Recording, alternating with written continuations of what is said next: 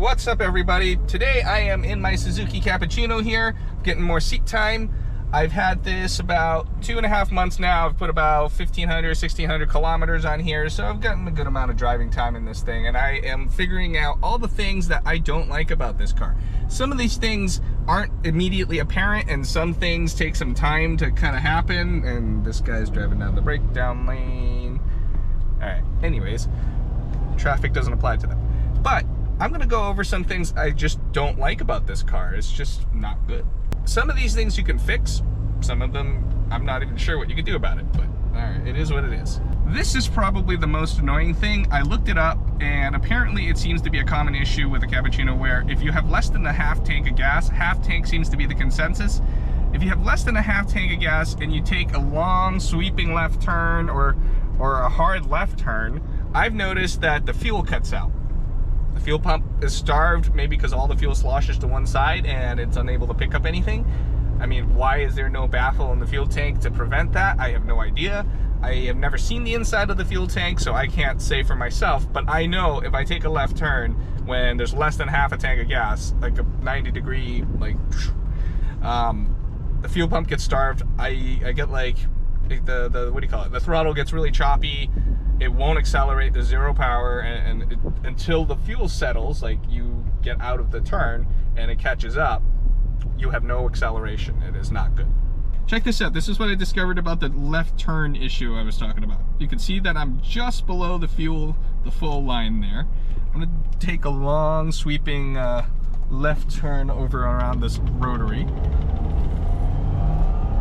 And you're gonna see how much that actually like drops my fuel level. Gotta make sure I can get some. Oh, it's already dropped a bunch right there. I need to be able to go faster though. It's traffic.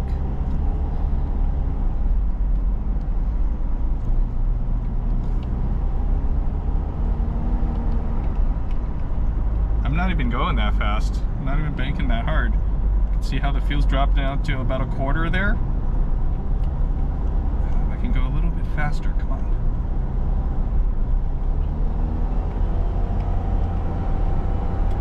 Below a quarter.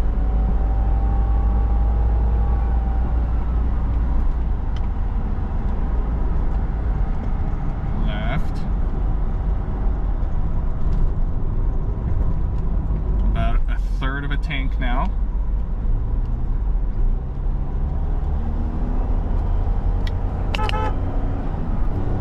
That's how much fuel I can drop just from not even going fast. Like, I don't know, it's going like 30, 40 miles per hour, just going left barely. Man, it's really annoying because, I mean, the float tank thing, the fuel level float, that just kind of works because of however the level is, and it gives it like a voltage or something for it to read, for this gauge to interpret what that means and how full you are. And obviously that means the gas sloshes over enough that the float is dropping down far enough for it to register that I lost almost like a third of a tank here just doing that left. One other thing is the ergonomics of like the seating position and mainly the seat, I guess. It is just a K car seat, yes, and you know, what do you expect, right? Like, it's not bad. It kind of holds you, like there's a little bit of a side bolster, but there's zero lumbar support. And I don't know, maybe because I'm old now. Look, I'm only like 34 years old, but my back hurts. So if I sit in here for longer than like 20 odd minutes, if I don't like push myself into the seat to kind of force myself to have lumbar, basically, it hurts. So the lower right of my back, the seat also feels a little uneven. I don't know if this one's just worn out or like the seating position isn't straight. So yeah, over time my back hurts. You could probably work on this. I'm used to my Cara seat, and even before I had it modified to have a lumbar bladder in it, like I didn't feel this before. It's also like just, I feel like I'm more squashed. I've said this before and people didn't like that, but I'm saying it again because that's what's happening. I'm talking about me here, things I don't like. So I could likely probably get a lumbar bladder kind of put in here and it might help. I mean, at worst you could shove a little pillow or a cushion back there just to help you out a little bit. But that's a thing that kind of bothers me, because I like to drive these cars, and takes, you know, it hurts. It makes me not want to drive it when it does that. So, and visibility is the last thing. So here, you guys can see where I am in the seat. The seat is all the way back, and well, let me see. Yeah, the seat is all the way back.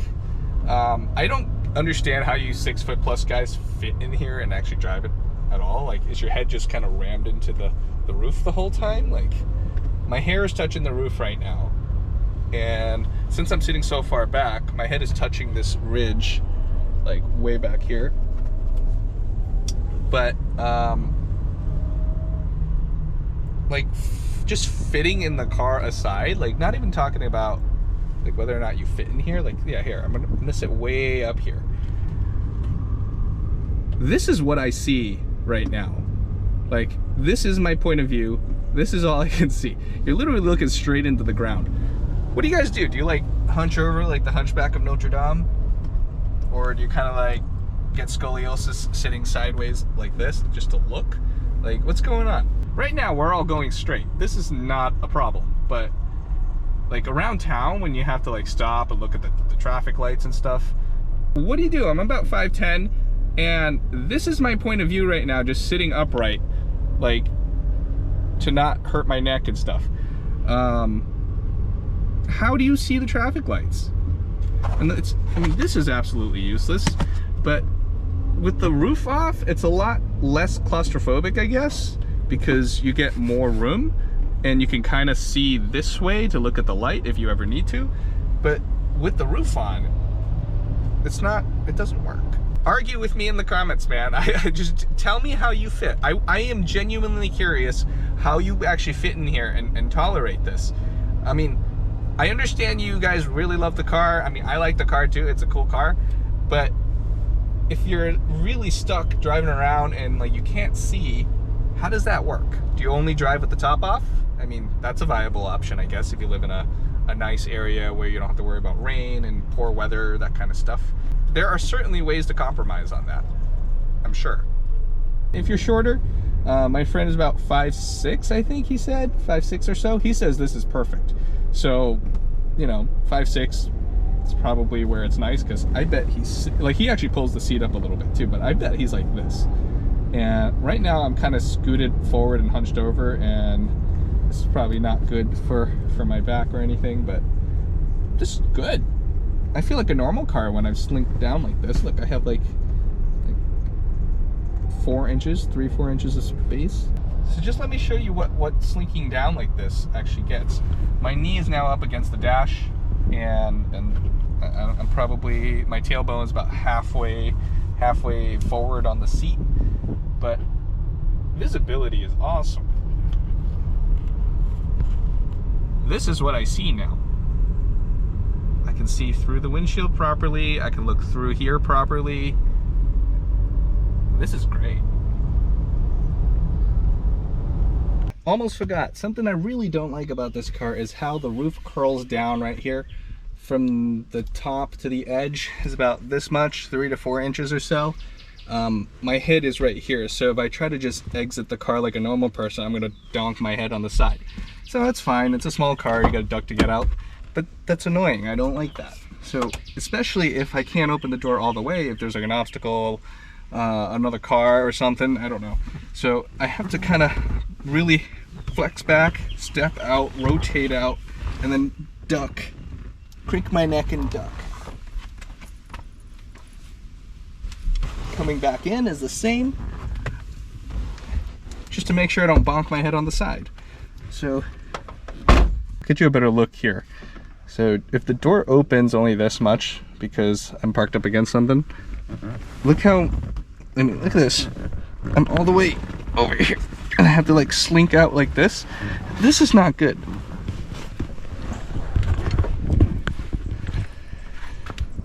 Same for getting in. I mean, it's no problem. The door's all the way open. It's much better. But when it's not open all the way, see, like here, at least my foot can just leave. When it's like this is not great. That's it, really. I mean, it's a great car. It's a fun little coupe, convertible too, and it's affordable. It's not expensive, I mean, there are some being sold for $18,000. But, you know, aside from those, you know, they are definitely available for like around, you know, $7,000 to $11,000-$12,000 to be reasonable. I mean, some are modded up, and obviously an automatic is cheaper than a manual 5-speed. It is what it is, but I bought an automatic. I wanted to see what it was like. It's not bad. Look at this. I've just been stuck in traffic the whole time. This is great. This is where the automatic shines. I live in the Boston area. This is I-93. I-93 is practically a parking lot almost every day, all day long. Almost. I'm definitely happy with how this car drives. It is a stock car. There's no mods as far as I know. I'm curious about like N1 modification with the ECU, but I don't know how that works with the automatic. I don't know if they just plug and play. If you know, please let me know. There's nothing wrong with this particular car. I mean, everything works. The AC works great. I am happy with that. The sound system, it's not so good. But it seems like all the sound is coming out of the tweeters up in by the windshield. The speakers are present under the dash. It sounds like there's sound coming out of them, but it's not much. It's not good. I just put a sound bar in here. I can't show you. I put a sound bar in here, and you know, it works fine. Maintenance-wise to this type of vehicle, I'm not a stranger to that. I handle the entire like AZ1 Cara shenanigans that I have with my car, and I'm well aware of hard to find parts and stuff. That's not a surprise, so it doesn't scare me. I mean, sometimes it scares me. but it's not in the sense of, oh no, I'm screwed, that kind of stuff. Like, I'll make it work, we'll figure it out. Nothing's broken. There's one thing that's annoying about this shifter. Something is rattly in like the button, but that's specific to my car. I might try to take it apart and figure out what that rattling is. Maybe that's just what it is.